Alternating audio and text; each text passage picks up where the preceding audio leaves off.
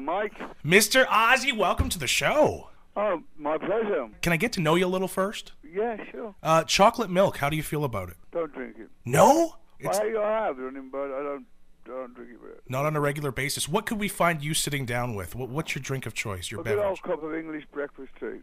In the last little bit here, what has really pissed you off? Day-to-day life, Ozzy, I want to know, has there been something in traffic, maybe at the store somewhere? I do not like being in traffic at all. That's a fucking...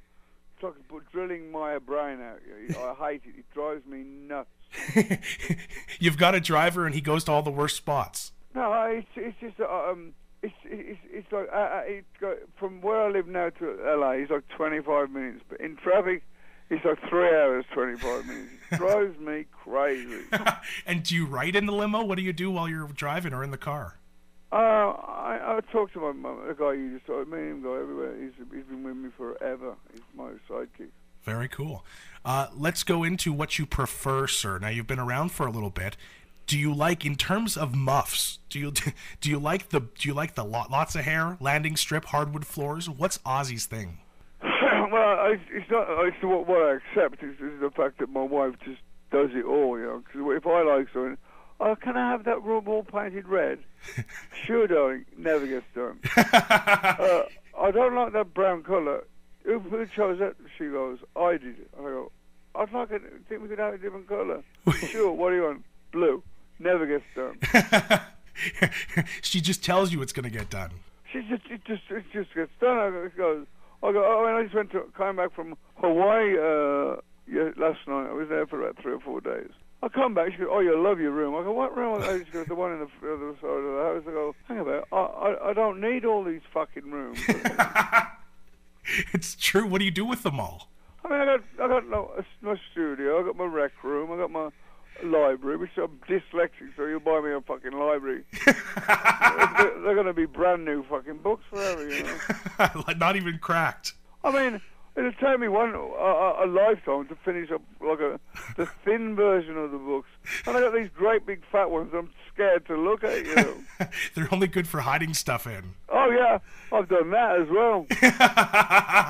Back in the crazy days. Not anymore, though. No. And what was your choice back then? Anything. Yours if you had it. Whatever's there. Yeah, anything. It's, I wouldn't be here now laughing and joking about it if I hadn't done something about it. I mean, I was having a great time in it for a long time. Then all of a sudden, it kind of turned upside down on me. It just stopped working. First thing I ever quit was cigarettes. From being a singer, that's a good idea to start doing anyway, smoking cigarettes. Absolutely. And was it the toughest? I did it first. I went bang. It took me a long time to get to the day where I went, it's over. Yeah. I mean it. But every night I would go to bed, I'd go, this is my last cigarette. I'm going to get up tomorrow morning. I'm never going to smoke again. First thing in the morning, I'd go, where's my cigarette? Sharon! Sharon! I love it.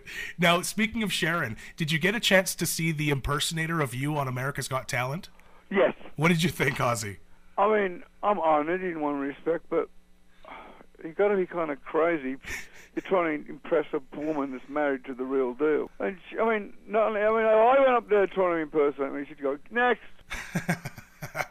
I suppose you ain't got a chance when you do that, you know. I like watching that show because of the fact that people have got so much balls to get up there. Yeah, absolutely. Well, you know what it takes. There was a guy on the last show, I don't know you saw, he'd been injured 10 years ago. I don't even know what his name was. And he sang this really beautiful song. Very nice range voice. Mm-hmm. The audience were like slamming. At the end they started to like it. I'd have gone, fuck you, I'm out of here, you know.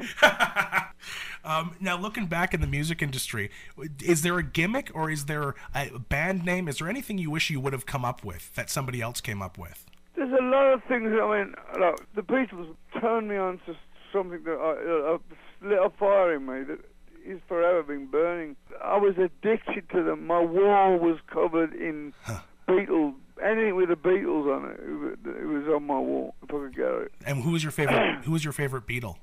There is not a favorite Beatle, but as a body, they were great. I love their solo stuff as well. But when you think about it, they went from being like the Backstreet Boys of their day Yep. to like the Pink Floyd of their day, you know. I mean, they had the greatest transition of all time. Absolutely. So longevity, even. I mean, you put a Beatle record on now, it's still like acceptable, you know. Absolutely. Who do you see you passing the torch to? I don't know. I mean, No. I think that broke the mold when I was born. I would agree. That's an excellent answer. If you had to do a duet today, who would you do a duet with? My daughter Amy. Really? Yes. She's got an amazing, amazing voice.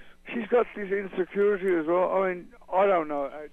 It's just she's very not difficult. She's a girl. I don't understand fucking girls. I was talking to a woman who was pregnant at a function we went to do. And I told her this woman, I said, is your gynecologist a man or a woman? She said, it's a man. I said, have you ever asked yourself this? How does a man possibly ever begin to understand the way a woman feels? He's like, if I went to a woman doctor and I go, hey, doc, my nuts are fucking killing me, man. And she'd go, oh, yeah, I understand just what you mean. She ain't got it, man. There's no way. I mean, guys for guys and chicks for chicks, you know. Let me ask you, if you weren't in show business and you had no money, what would you be doing today? What occupation? I think I'll be pushing up the roses on top of from a box underground. I mean, I often look back to those days, and it's like, I have to believe in destiny. Because, you know, every one of us comes to a crossroads if I marry the chick, or do I run that way, or whatever. And everyone's got a skeleton in the cupboard, but they go, oh, fuck, if anybody ever finds out, I'm dead.